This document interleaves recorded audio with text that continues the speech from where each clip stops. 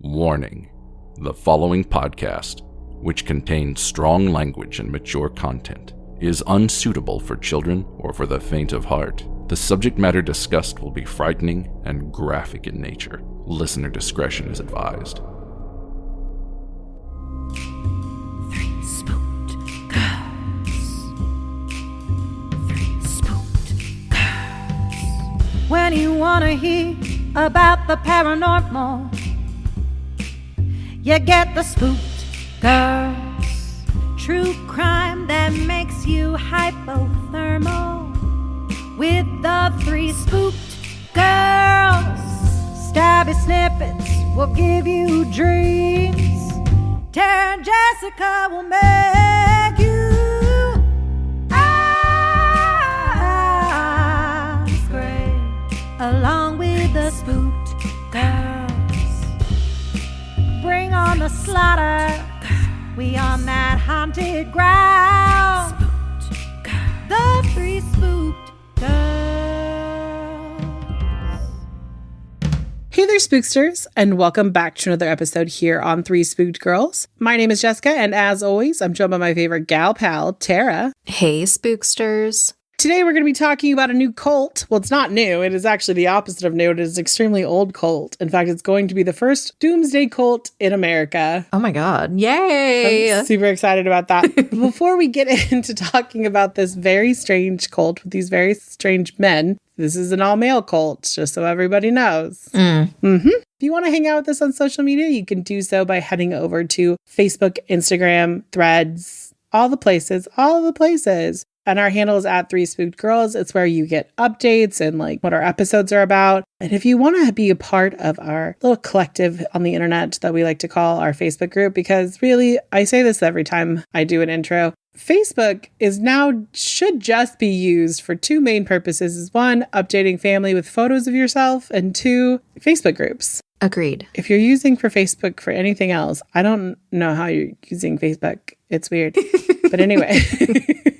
But with that, join our Facebook group. It's Three Spooked Girls Official. If you want to chat with like-minded weirdos on the internet like Tara and I, definitely check it out. Tara and I are active in the group. I know there's some podcasts that have Facebook groups that, the hosts aren't in. We're in them. And then you can come chat with us and see all the fun things that we talk about. And we also have a discussion thread. So if you want to talk about this weird cult that we're going to talk about today, head over there. If you want to help support the show for as little as $1, you get a bonus episode each month. That's on our Patreon. You can head over to patreon.com/Three Spooked Girls. And like I said, you get one bonus episode a month. And I did like this one where I talked about like weird animal attacks. Really, it's a lot. It was a lot because people died in really weird ways that kept me up at night. And then I told Tara about them. And then Tara was like, those are weirdly, because they're like weirdly fascinating. Like you can't not, once you pop the top of crazy animal deaths, you keep like finding more. We talked about the lady who tried to befriend a gorilla and it backfired. So if you want to hear that story, definitely head over to our Patreon. 5 and up patrons get episodes the day before and they are ad free. If you are all caught up and you want to hear us on Wednesdays and not Thursdays, check it out over there. And if you haven't, check out our other podcast, Social Seance Society. We do different kind of content over there. It's more like a little bit more freeform. It's not necessarily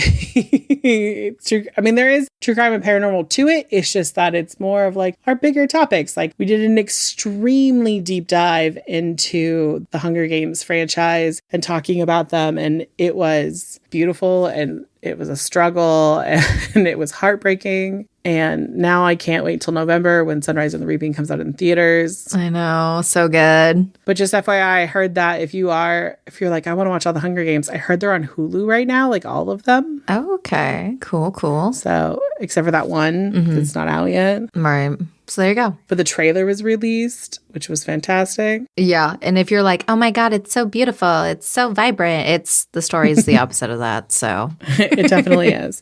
And if you are a reader, you should join our book club. We are the Spookster Literary Society. We meet once a month. We all pick a book and we read it together and then we come and discuss it. It's for half an hour the last Sunday of every month. And it's a good time. And my favorite so far has been the fact that last month we all didn't like the book. Like there are so many times that you go to a book club and you're like, I hated this. And someone else is like, this was my favorite book of all time. And you're like, oh shit, I can't talk about it. Like, I can't say this and hurt anyone's feelings now. God damn it. Right? Like, let me go last for sure. But definitely come and check it out. Mm-hmm. Okay. Are you ready to dive into the weird cult from the beginning of our country? I'm so excited because it's been a hot minute, not only a hot minute since we've done a cult, it's been a hot minute since I've learned about a cult I didn't already know about. So yay. Right?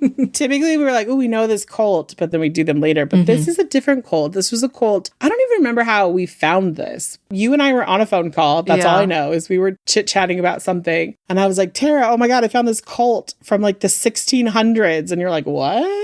Yeah. We had talked about doing another cult. And of course, like, you know, we've been doing this almost 8 years, guys. All the ones that were coming up were ones we have already done or ones we're not ready to do. Because I want to, not low key, I think I've said it before. If not, here you go. I do want to cover MK Ultra at some point, but that's just a lot. So we have a different deep dive coming later this year. So that is on the back burner for now. But yeah, I think just on accident, I don't even know where you found this at. I must have typed in like obscure cult or something like that. Something, yeah. Something weird and random. And so this popped up. It's called the Society of the Woman in the Wilderness. This cult is made of doomsday monks who waited for the end in a cave. I have so many questions already.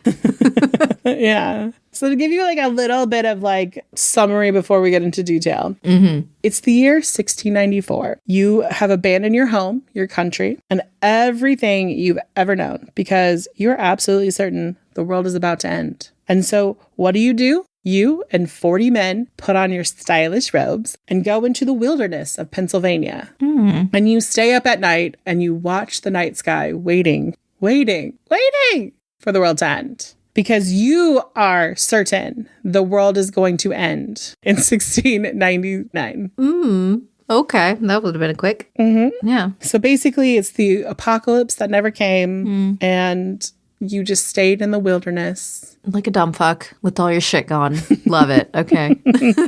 Yeah. So like I mentioned earlier, this is America's first doomsday cult. It's full of mysticism, prophecy, astrology, and caves. With that, we're going to dive in. So, for some context, our story begins in the late 1600s in Europe, which is full of religious tension. There's like reform movements. And this is also when like the mystical sects start coming into society, kind of like a little bit more mainstream. People aren't like, I mean, granted, this is about the time that we yell witch at people. Right. So in Europe, it was very strict. And a certain group of people started thinking about the apocalypse and what was going to happen because they were interpreting the book of Revelations literally, not like metaphorically, or I think it's John or Paul. I can't remember. It's been a while since I read the Bible. But we are going to read part of the Bible today, just so everyone is aware. Oh, okay.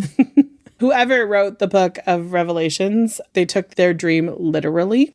And the idea was that the end was coming and it wasn't metaphorical, but it was imminent. And so a group of very well-educated men, like university educated for the 1600s, started turning to mysticism to kind of answer the unknown questions. And they began to blend science, and by science, I mean astronomy. So they started to blend astronomy and religion, which gave them divine signals, which now we kind of look at as astrology. Okay. And there was one particular man who believed he had cracked the code for when the end is nigh, as they would say. And his name was Johann Jacob Zimmermann. He is from Germany, or Germanic descent, because it's 1600s. It wasn't German proper, but he was Germanic. And he was a mathematician and an astronomer and a theologian. He was deep into like a certain type of traditions, which was, I'm going to say this word and I'm going to say it slow, Rosicrucian. Okay. Adjacent thinking, which I know I'm saying that word wrong, but it's basically the belief that the imagination is the origin for reality and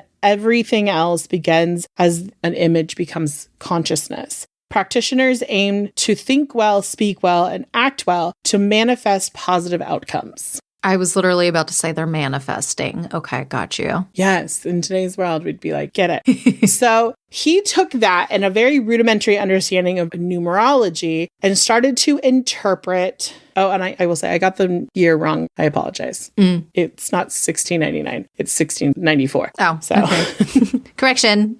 Just want to correct myself. That year comes into part later, but we'll talk about that in a minute. Okay. So basically, he had a rudimentary understanding of numerology, and he was interpreting revelations literally. So he was taking astrology and Bible timelines and came to the conclusion that the world was going to end in 1694. Egad. I mean, as it is 2026. We clearly know he failed. He failed.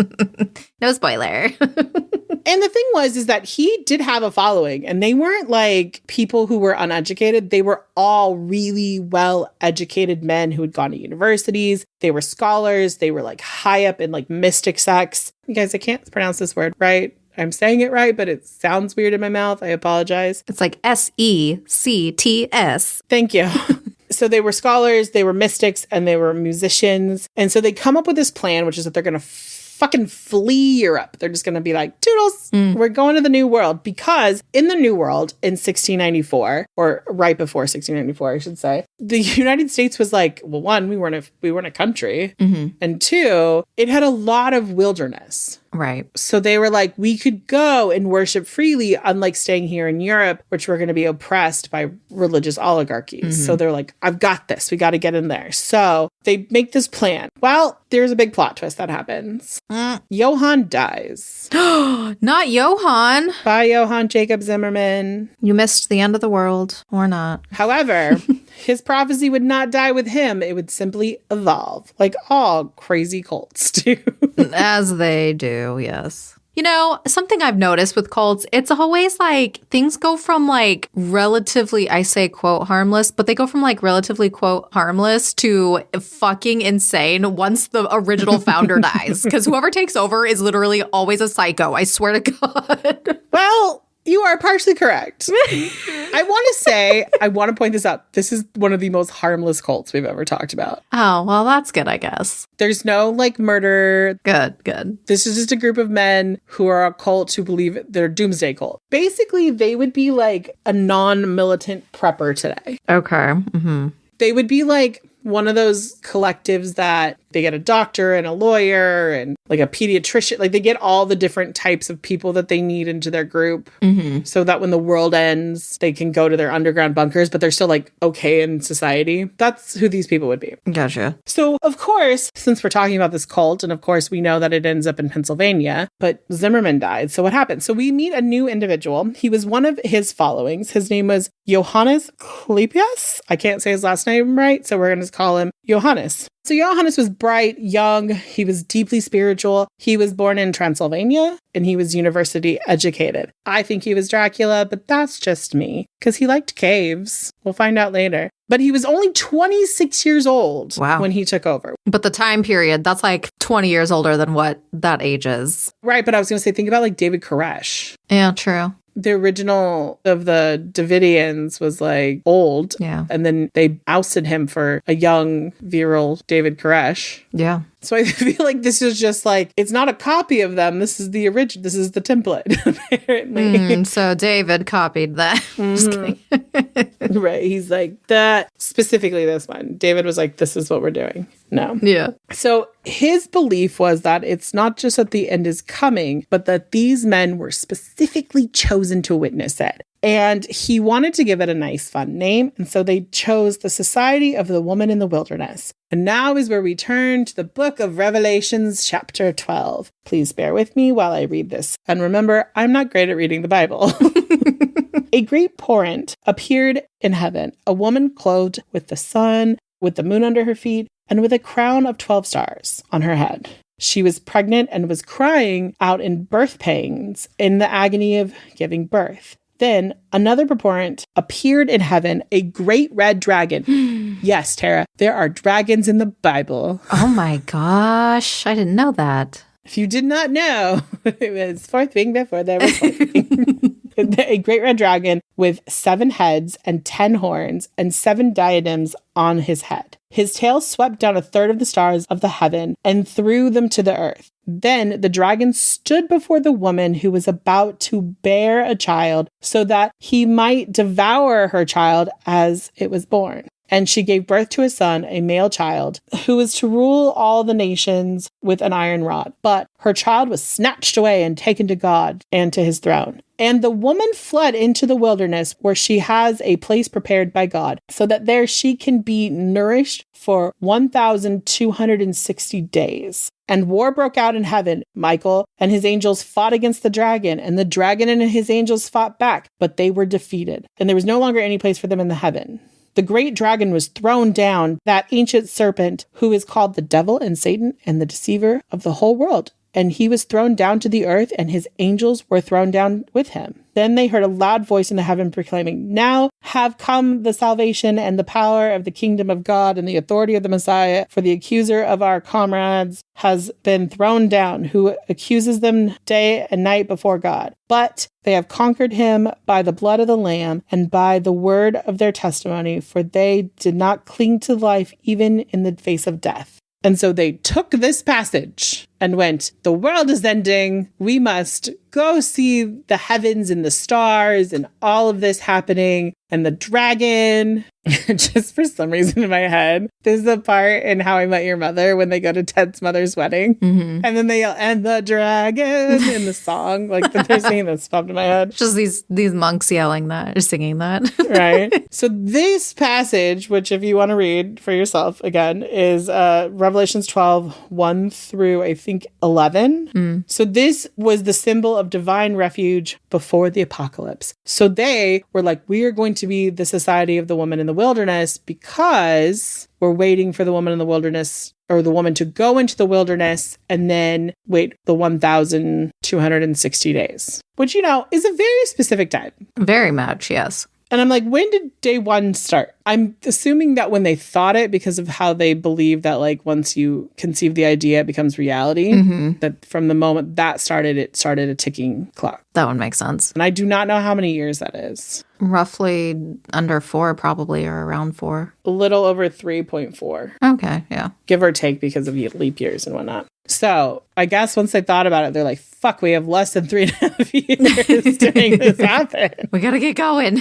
Right? So basically, it was 40 men who were calling themselves a woman, went into the wilderness to wait for God to come and end the world. And some people can't get a text back, but these men were willing to wait in the woods for years in robes. And they had to be celibate. Okay.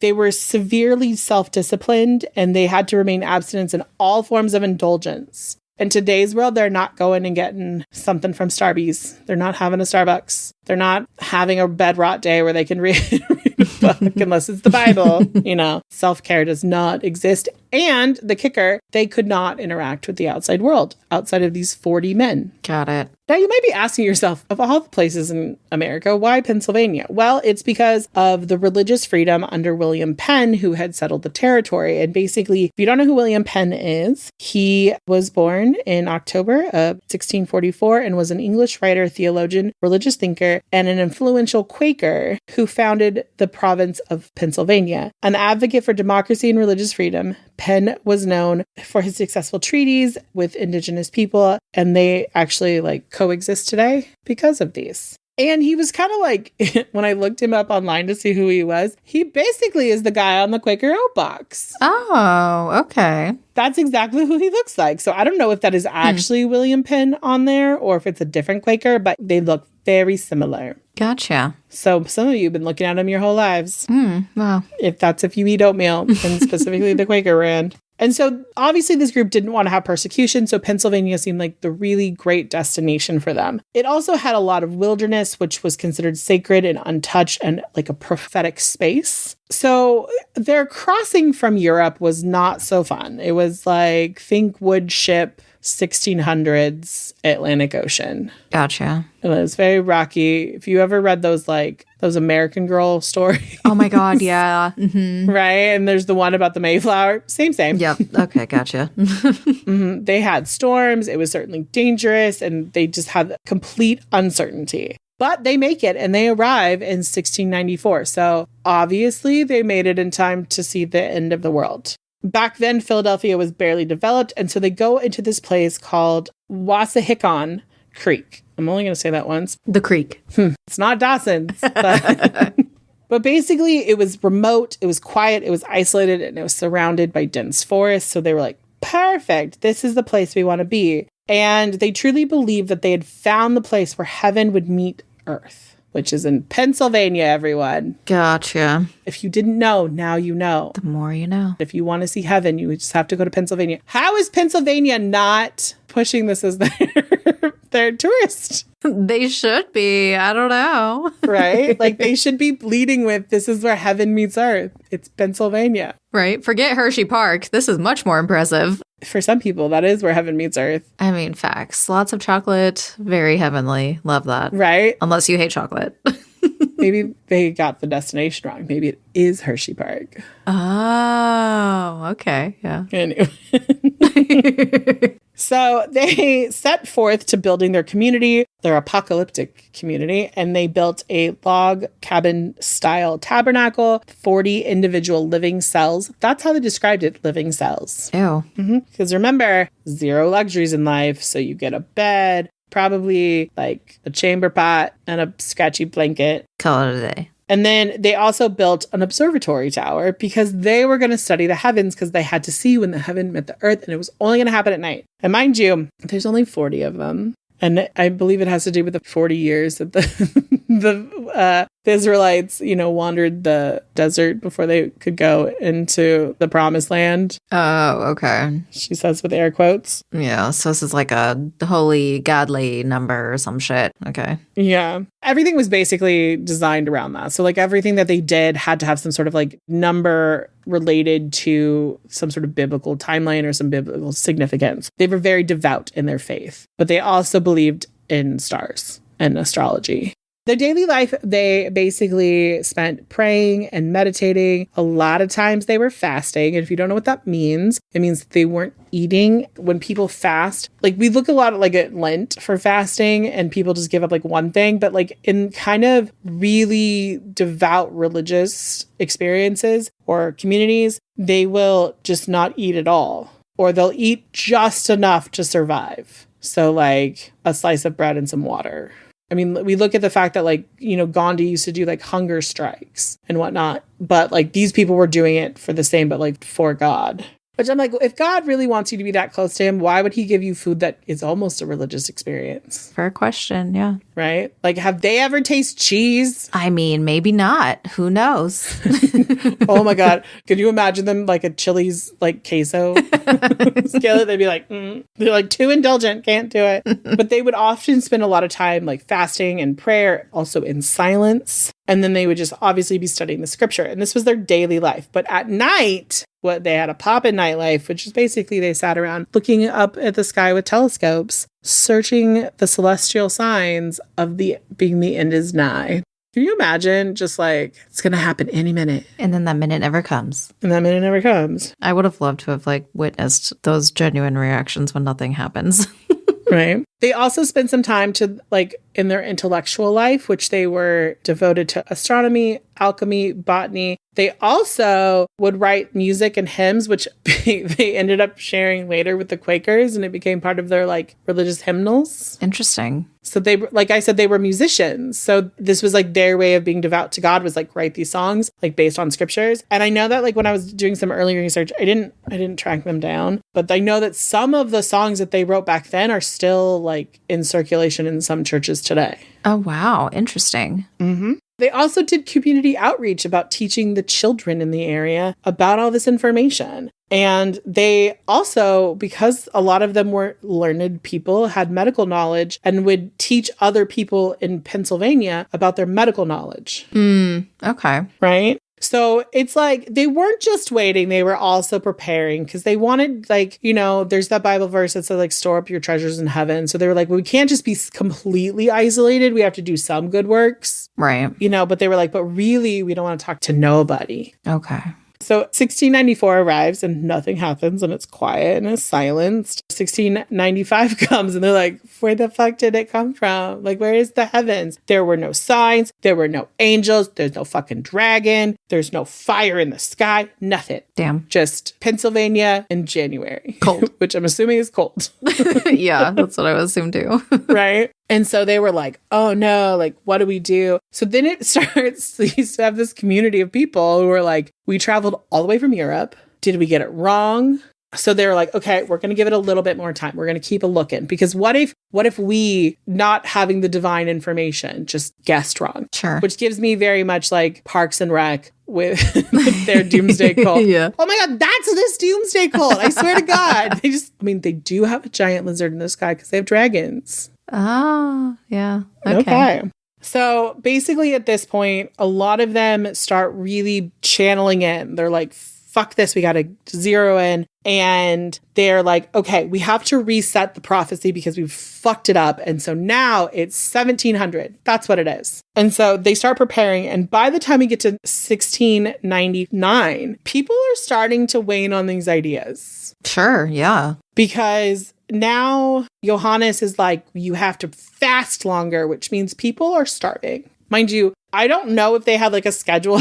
Like, can you imagine there was like a clipboard at the tabernacle that was like, you go and be like, I'm on duty tonight, right? Like that kind of stuff. But people were also getting like, starting to have sleep deprivation. And so this is so crazy. In 1699, this one night, they see this glowing white figure in the forest. Oh. And they were like, oh my God, we're doing the right thing. It's divine confirmation. And so this is literally what starts this catalyst down of like even more intense prayer, even larger amounts of sleep deprivation. And they basically get into this like heightened spiritual frenzy where they're like these men are going bananas. You know why this is happening? I'm just going to say it. Come at me if you want to. There wasn't a single fucking woman in this group going, y'all are being dumb. True. Not a single one.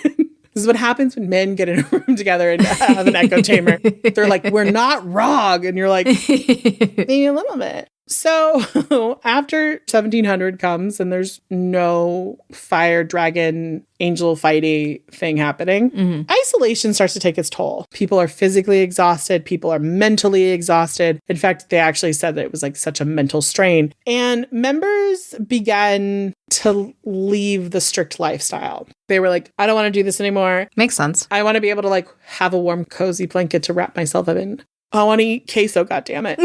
Like, these are the things that they need. And so they started leaving and engaging in the nearby communities. And, you know, these men started like marrying into the community, started becoming actively a part of it. And then those who remained, there was also this like internal war or conflict going on where like, were we wrong or just too early? Or were we wrong? You know? And so it's like back and forth. And at this time, Johannes's health starts to decline because he is being so like pious and he's like starving himself. He's not sleeping. And like, he's still relatively young because like he was 26. So he's like early 30s. Yeah, he's like 31, 32. Yeah. So he starts getting really, really withdrawn from society even more. And he goes and finds this cave. And he goes and like moves into a cave where he will live out the rest of his days. So in 1708, he dies. And he dies most likely from tuberculosis, which makes sense for the time period. There's a little bit of a mystery around his death because people don't really know when it happened or where he's buried. And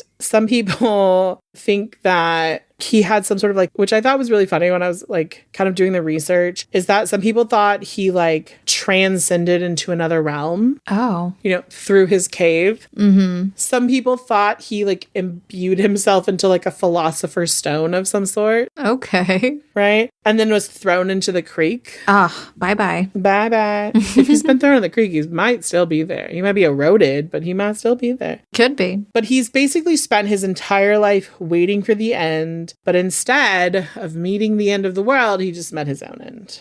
At this point, the group is like, okay, we gotta go. Like the remainders are like, we're done now. Our hermit of a leader died, so we should probably just go and abandon celibacy and get married. Which, you know, also probably one of those things, because if they were like super religious, they probably weren't, let's be real, they weren't masturbating, because that's an indulgence and it's also a sin for a lot of places. So you just had 40 dudes living in the wilderness for like 14 years. Just crazy. Wound up. Wound up. And yeah. Ladies, so the next time your man is like, I will die, just quote this back. No, because the members of the Society of a Woman in the Wilderness went 14 years. You can survive a night. Sorry. I want that cap, but that was funny.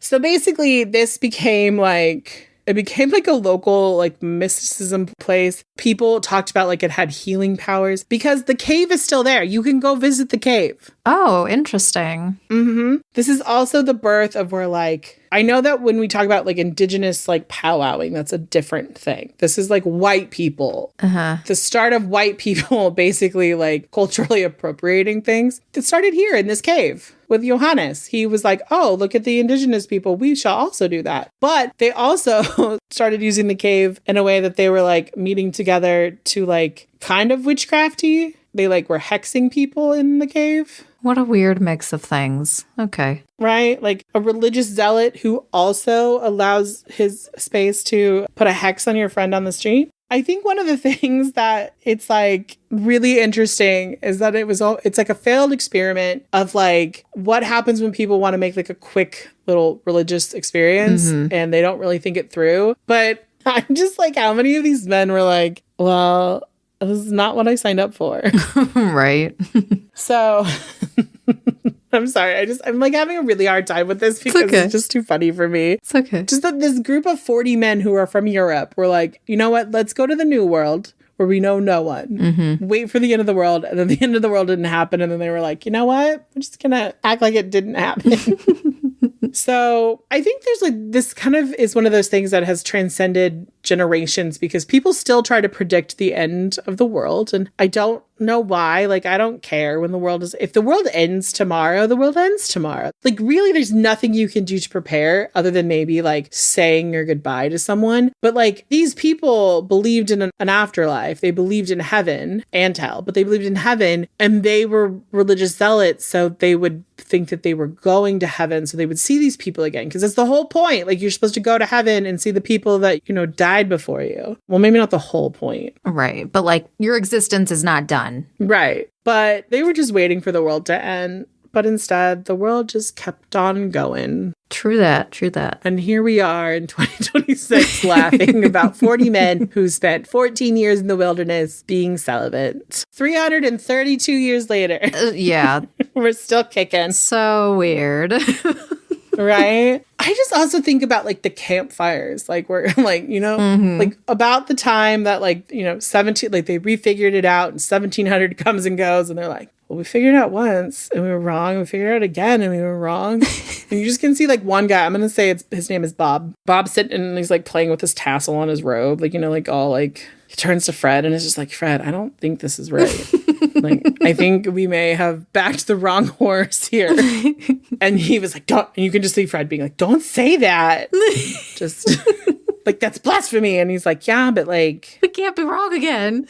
Well, because there's also like, what's always really interesting to me is like religious doomsday cults, non-religious doomsday cults. Don't weird me out in this way, but like religious doomsday cults weird me out because of the fact that it's like the Bible literally says like you will not know the day or nor the hour right that I cometh. And it's like, why do you think you get to know? Yeah. I guess in their defense, the Bible doesn't say the year. True, but... So they were like, we got a whole year to find. We don't know what day or hour, but we're pretty sure it's at nighttime. Oh, God. Because they reference stars. Yeah, right.